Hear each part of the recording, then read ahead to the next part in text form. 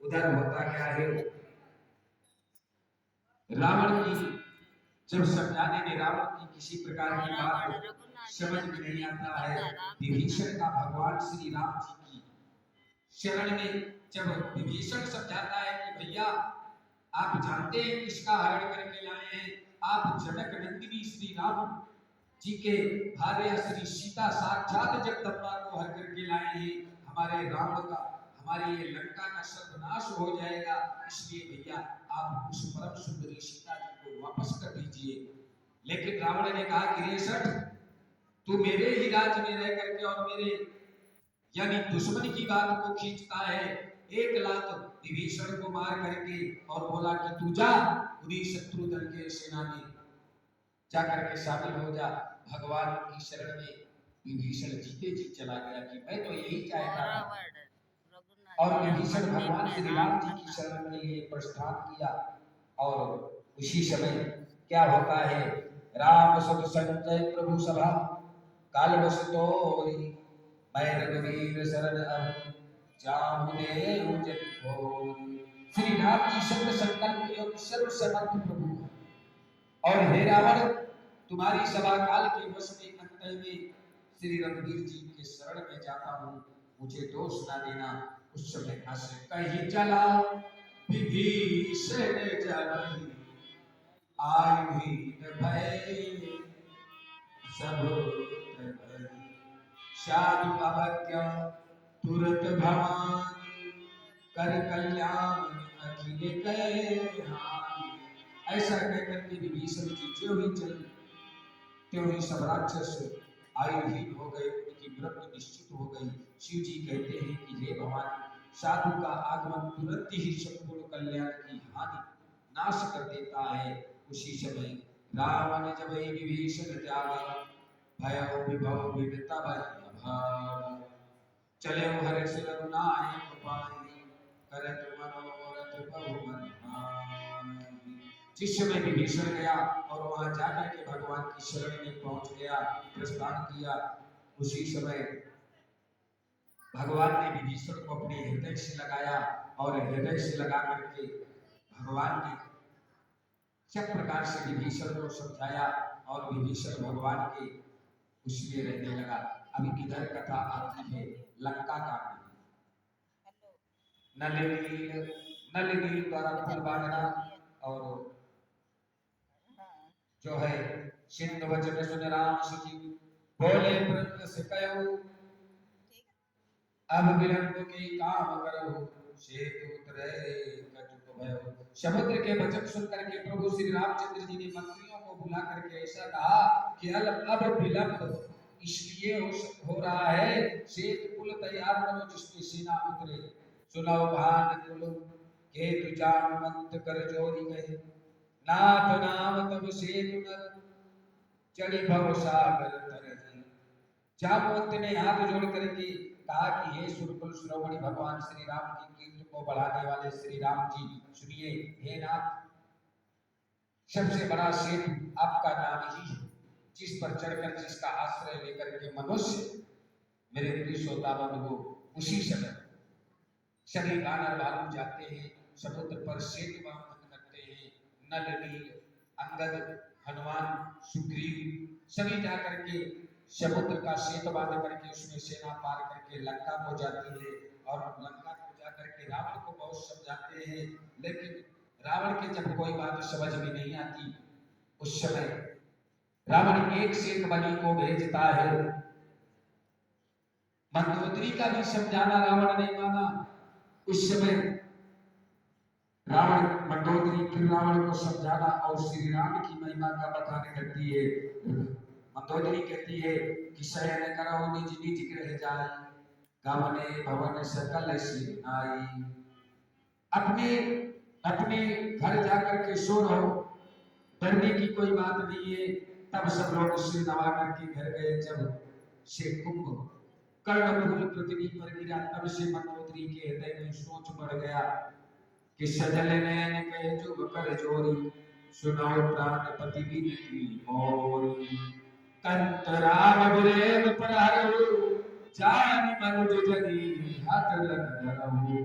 उसी समय नेत्रों में जल भर करके दोनों हाथ जोड़ करके वे राम से कहने लगी कि हे प्राणनाथ मेरी विनती सुनिए, हे प्रीतम श्री राम मेरी विनती विरोध छोड़ दीजिए रामचंद्र जी से, उन्हें मनुष्य जान करके मन में हट ना पकड़े रहिए। इस प्रकार से मंदोदरी का भी समझाना जब रावण ने माना, क्योंकि कहा जाता है जिस समय बुद्धि भ्रष्ट हो जाती है तो किसी की बात किसी के समझाने पर नहीं आती है। जय बिन दारुण दुख में ही ताकि मत पहले हर। उस समय अंगद लंका में जाता है और जाकर के रावण से कहता है, अंगद कहता है रावण से कि हाँ प्रात जागे रघुराई, पूछा सब मत सभी भुलाई, काम में का करिए उपाय, जामवंत कहे पद सिंहाई। यहाँ सुबेल पर्वत प्रातः काल श्री रघुनाथ जी जाके और उन्होंने सब मंत्रियों को बुला करके सलाह पूछी कि शीघ्र बतलाइए अब क्या करना चाहिए। जामवान ने श्री राम जी के चरणों में सिर नवा करके कहा कि हे सर्वत्र सब कुछ जानने वाले हैं, आपके हृदय में बसने वाले अंतर्यामी है, बुद्धि बल के तेज, धर्म और गुणों के रस से सुनिए। मैं अपनी बुद्धि के अनुसार सलाह देता हूँ कि बाली कुमार अंगद को दूत बना करके भेजा जाए, और यह अच्छी सलाह सबसे मन में जज गई। कृपा के निधान श्री राम जी ने अंगद को कहा कि हे बल बुद्धि के गुणों के धाम बलि पुत्र हे ता, तुम मेरे काम के लिए लंका जाओ।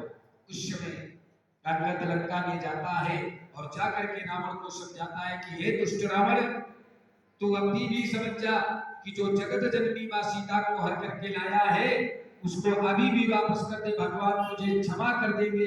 लेकिन रावण एक बात नहीं मानता है, कहता है इस बानर को उठा करके उधर फेंक। रावण अंगद कहता है कि दुष्ट तू मुझे क्या मिलेगा, तू मेरा पहले एक पैर तो उठा करके देख। अंगद एक जगह में पैर को जमा लेता है, जैसे रावण उठता है पैर उठाने के लिए तो अंगद कहता है कि तू मेरे पैर मत पकड़, तू जाकर के मर्यादा पुरुषोत्तम श्री राम के पैर पकड़, जिससे तेरा कल्याण होगा। और अंगद वहां से आ जाता है। इसके बाद युद्ध आरंभ हो जाता है। अनेक अनेक प्रकार के उसमें युद्ध आरंभ होने के बाद माल्यवान का रावण को समझाना, यानी माल्यवान ने भी समझाया कि रावण देखो राजन, राम से बैर करना अच्छी बात नहीं है, उनकी पत्नी सीता को आप लौटा दीजिए और क्षमा मांग लीजिए। लेकिन रावण कहता था कि मैं किसी की सुनने वाला नहीं हूँ, चाहे मेरा पूरा लंका भी ध्वंस हो जाए, लेकिन मैं बैर भाव से राम से मिलूंगा। उधर लक्ष्मण मेघनाथ का युद्ध हुई। लक्ष्मण जी को शक्ति, लक्ष्मण जी को मेघनाथ को रावण ने भेजा, जिसमें मेघनाथ लक्ष्मण संवाद हो रहा था। मेघनाथ कुठारा घात किया लक्ष्मण जी के ऊपर, ब्रह्म शक्ति का प्रयोग कर दिया। उस समय लक्ष्मण जी के वियोग में भगवान दुखी हो गए, तुरंत हनुमान को भेजा। हनुमान जी को भेजने के बाद हनुमान जी गए लंका से सुखेत वैद्य को लेकर गए। सुखेत वैद्य ने कहा कि प्रभु मैं लक्ष्मण की दवा नहीं कर सकता, क्योंकि मैं आपके दुश्मन का वैद्य हूं। मर्यादा पुरुषोत्तम भगवान श्री राम ने कहा कि डॉक्टर साहब, हे वैद्यराज जी, वैद्य का कोई दुश्मन नहीं होगा, वैद्य का दुश्मन सिर्फ रोग होता। अगर आप चाहें कि रोग आपका दुश्मन है तो आप भाई लक्ष्मण की दवा कर सकते हैं, अन्यथा मेरा भाई मर जाएगा तो मर जाने दो, मैं आपको ज्यादा वो नहीं कहूंगा। फिर वैद्यराज सुखेत ने कहा कि आप लक्ष्मण एक तरह से बच सकते हैं, जो संजीवनी बूटी लेकर के रात ही रात आ जाएगा, हनुमान के प्राण बच जाएंगे, लक्ष्मण के प्राण बच जाएंगे। हनुमान जी ने कहा कि प्रभु अभी आपका दास हनुमान जिंदा है, मैं संजीवनी बूटी लेकर रातों रात आऊंगा। और हे सूर्य देव ध्यान रखना, संकट अब सूर्य वंश पर है, लंका के बीच राहुकारा आघात दिनेश प्रेम पर है। सूर्य देव ध्यान रखना, जब तक मैं संजीवनी बूटी लेकर के ना आ जाऊं, अगर आप किरणें निकाले तो फिर से वही हालत करूंगा जो बचपन में किया। इसलिए आपके ही वंश में एक कुठाराघात हुई है, इसलिए आप निकलना नहीं, जब रावण को पता चला कि हनुमान नाम का बंदर द्रोणा के पर्वत पर जा रहा है संजीवन बूटी लेने, काली देवी को भेजा। काली देवी साधु का वेश बना करके उनके मार्ग में बाधित बना। बोला कि देखिए, श्री राम जय राम जय जय राम, श्री राम जय राम जय जय राम, श्री राम जय राम जय जय राम, श्री राम जय राम जय जय राम। मधुमती राघव राजा राम, कबीर राम सीता राम, श्री राम जय राम जय जय राम, श्री राम जय राम जय जय राम। राम का उच्चारण करने लगा जिस काल में भी राक्षस। हनुमान जी गए, जाकर के दंडवत प्रणाम किया। बोले आपने अभी तक गुरु दक्षिणा नहीं लिया है, अब बिना गुरु के हृदय शून्य होता है। आप ऐसा करो, मेरे पीछे तालाब है, वहां पर जाकर के पहले आप स्नान करो, स्नान करने के बाद आप लौट करके आओ, फिर मैं आपको गुरु मंत्र देता हूं। जिस समय हनुमान जी उस जलाशय में गए, स्नान करने लगे, वो जो अप्सरा वहां पर मगरी के वेश में रहती थी, उन्होंने बताया कि हे हनुमान जी, ये आपका विलंब कर रहा है, ये काल देवी नाम का राक्षस है, इसके बहकाने में नहीं पड़ना। उस समय हनुमान जी पहुंचे, बोले महाराज हमारे कुल में पहले दक्षिणा देते हैं, बाद में गुरु मंत्र लेते हैं। हनुमान जी ने पकड़ करके पैर उस काल देवी राक्षस का दे पटका, उससे उसके प्राण छूट गए। हनुमान जी पहुंचे द्रोणागिरि पर्वत, वहां रावण ने रात जाकर के पूरे जंगल में आग लगवा दी, क्योंकि भैंसराज सुखेत ने बताया था कि जो संजीवनी बूटी होगी और कई प्रकार से चमकती होगी, हनुमान जी पहचान नहीं सके। वो पूरा द्रोणागिरि पर्वत ले आए और ले आकर के रामादल में पहुंचे। और हनुमान जी बोलिए हनुमान हनुमान की जय हो। लक्ष्मण को जिलाया। इसके बाद हनुमान जी का सुशेर वैद्य को लाना, संजीवनी लाना, काल नेमी रावण संवाद, मगरी उद्धार। भरत जी के जब अयोध्या से निकल रहे थे, भरत जी ने बाण मार करके नीचे गिरा लिया।